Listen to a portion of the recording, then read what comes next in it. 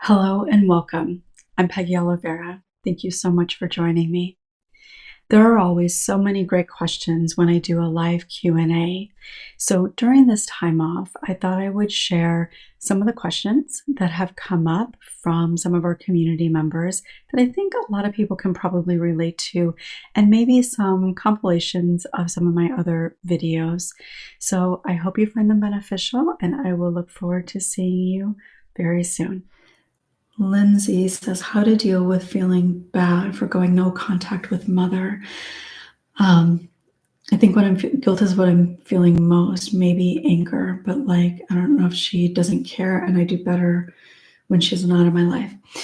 I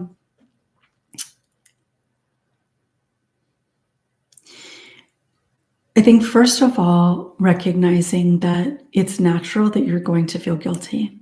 Unfortunately, that is the reality.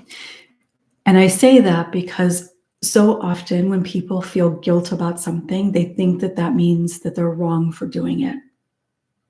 If we feel guilty, if we feel bad, then that thing that I did must be bad. And that is not the reality when it comes to boundaries.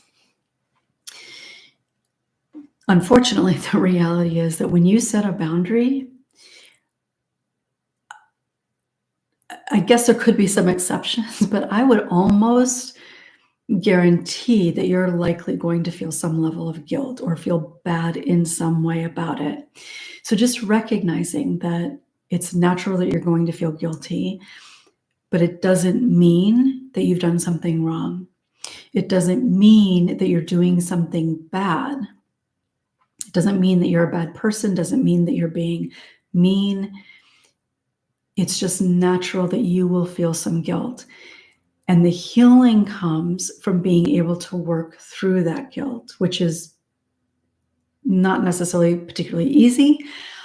There's different things that go into that, but that's what you focus on, is being able to move through that guilt, because in addition to it helping you feel better about this boundary, moving through the guilt of setting that boundary, again, is part of your healing and helps you in other areas as well. And I have done, I've done several videos where I've talked about boundaries, but I believe that I have talked specifically about guilt in setting boundaries. So if you haven't seen that, or maybe if it's been a while since you've seen that, maybe see if you can check that out again, because it really is very natural that you're going to feel guilty, and being able to recognize that you can feel or be in that discomfort of the guilt without having to give in. That is really important. And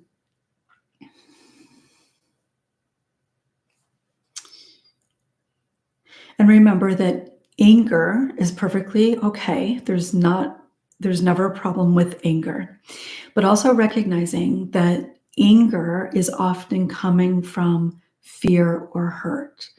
So it's fine to be angry. It's fine to express that anger. And then it's helpful to be able to think, okay, what am I saying to myself about this anger? What are the thoughts around that? And am I feeling hurt? Am I feeling afraid? And when it comes to setting boundaries, oftentimes both of those things can be present, but hurt is often a big piece of that. Grief can be a big piece of that too, because there's a reason you're setting that boundary, right? And it's likely connected to hurt, fear, betrayal, grief. So it's natural to have all of those types of feelings. And unfortunately, for a lot of people, really a lot of people,